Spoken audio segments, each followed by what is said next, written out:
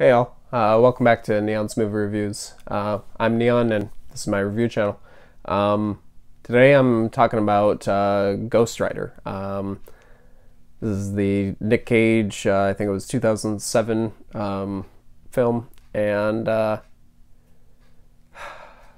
this film's fucking insane. This is basically like horror Daredevil, which is kind of fitting since it's the same director as Daredevil, but you also have Sony's meddling with this one, which is somehow worse than what Fox was doing at the time.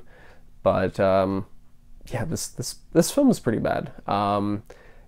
It does do a few things that I find fun and interesting, and I am willing to praise it more just because it's the only one to do so in its genre. So, but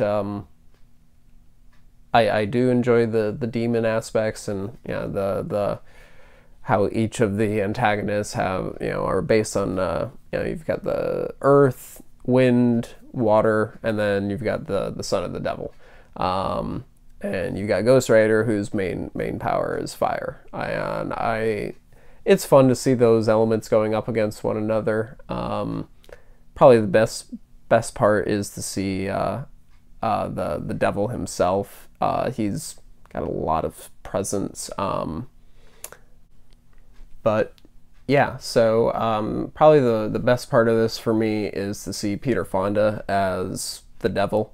That was a lot of fun, especially with the focus on motorcycles in this. It was like, okay, I like Easy Rider callback. That's kind of fun. And he's got a lot of presence in the role. They don't do anything with him, which is unfortunate, but he's got it's a cool idea what they were doing. Nick Cage as Johnny Blaze is a lot of fun. I don't think he's a bad choice for the character, but I think the script and the directors were bad choices for Ghost Rider. He himself, I think, will do fine as a Ghost Rider, but you've got to do a good script for a Ghost Rider, and that wasn't this. This is a by the numbers 2000s superhero origin story.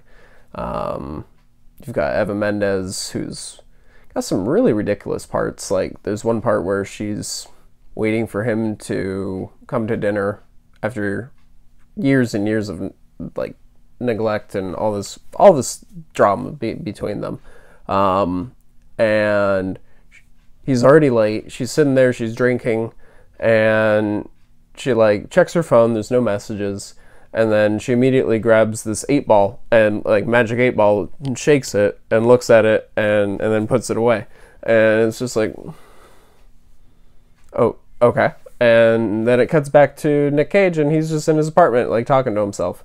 And then after that, then he starts dealing with some supernatural elements and becomes the Ghost Rider for the first time. But he's already such an asshole that he wasn't showing up. He was already late just due to his own ego and everything, that you kind of realize those types of things, and it makes you hard to root for him.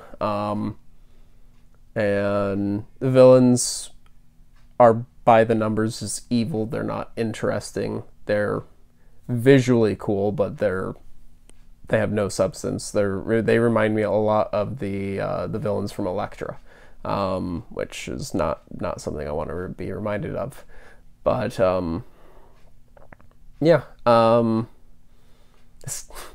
but Nick Cage kind of brings it all together, I will say. There's some logic throughout this film that doesn't really work with how the Ghost Rider gets wounded. He gets like stabbed in the shoulder in one part, and that leaves a wound on him the next day, but then he gets shot up and like hit by a truck and all this other stuff. Nothing. So don't really understand the rules. They don't really follow the rules within their own world. But speaking of that, I did happen to watch the extended cut, which I've never seen before. and I haven't seen the original too much. I remember seeing it in the theaters, and I think one other time, but there is a scene that I feel like there's a scene with like a early flashback that was added in with his dad talking about jumping over helicopters and how he thought it would be cool. I feel like that was added back in, and there's a part where they show the wound from the knife, and it's pretty open, and then it's getting sewn up, and you actually see some pretty decent practical effects as it's getting sewn up. I'm pretty sure those were part of the extended cut. I have a hunch that's pretty much it. There's probably some other quick little jokes or stuff here and there, but I don't know the difference between the extended cut and the theatrical cut, if those were in the original edits. But yeah, this is a film that definitely falls apart under its own explained logic. There's a lot of things that are done in this film that are just done for visuals that the moment you think about it is just like, oh, what the hell? And it's very frustrating. But it's fun. I'll give this movie a 5 out of 10.